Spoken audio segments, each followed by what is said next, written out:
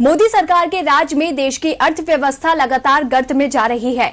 इसी का नतीजा है कि जहां जीडीपी के आंकड़े गिर रहे हैं, वहीं मैन्युफैक्चरिंग सेक्टर में भी मंदी छाई हुई है। देश के मैन्युफैक्चरिंग सेक्टर में जुलाई में लगातार चौथे महीने गिरावट दर्ज की गई है। यानी साफ है कि देश आगे बढ़ने की बजाय पीछे जा रहा है। एक रिपोर्ट देखिए। इस देश का क्या होगा? मोदी राज में और कितनी अर्थव्यवस्था में गिरावट आएगी?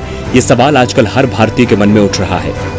इसकी वजह लगातार सामने आ रहे गिरावट के आंकड़े हैं। जी हाँ, देश के मैन्युफैक्चरिंग सेक्टर में जुलाई में लगातार चौथे महीने गिरावट दर्ज की गई है। इसमें सबसे चिंता की बात यह है कि जुलाई में भारत के मैन्युफैक्चरिंग सेक्टर का परचेजिंग मैनेजर्स इंडेक्स यानी PMI जून से भी कम रहा है, जबकि जून के बाद जुलाई में कई छूट दी गई थी। IHS मार्केट के मासिक सर्वेक्षण के अनुसार भारत में PMI जुलाई में 46 अंक पर रहा। वहीं इससे पहले महीने यानी जून में ये 47.2 पर था। जून से जुलाई में इसमें 1.2 अंक की गिरावट है।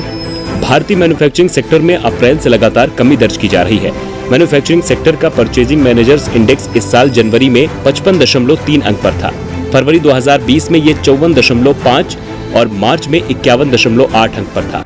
मार्च के आखिर में पूर्णबंदी लागू किए जाने के बाद ये सेक्टर धड़ाम हो गया। अप्रैल में ये 27.4 अंक पर रहा। इस दौरान देश में सभी कामकाज पर रोक लगा दी गई थी।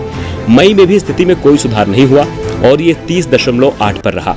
जून में पूर्णबंदी में छूट दी गई तो कुछ सुधार देखने को मिला और PMI 47.2 तक पहुंचा। जुलाई में इसके और बढ़ने की उम्मीद थी, लेकिन आशा के उलट ये घटकर 46 अंकों पर आ गया। आपको बता दें कि PMI में इंडेक्स के 50 से नीचे रहने का मतलब सेक्टर का प्रोडक्शन गिरना होता है।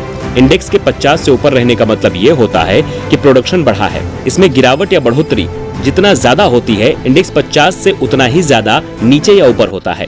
लेकिन अब तो ये सेक्टर लगातार गिरता जा रहा है, जिसका असर सीधे सीधे देश की अर्थव्यवस्था पर पड़ेगा। यानी साफ है कि मोदी सरकार देश में ना हालात संभाल पाई है और ना ही अर्थव्यवस्था।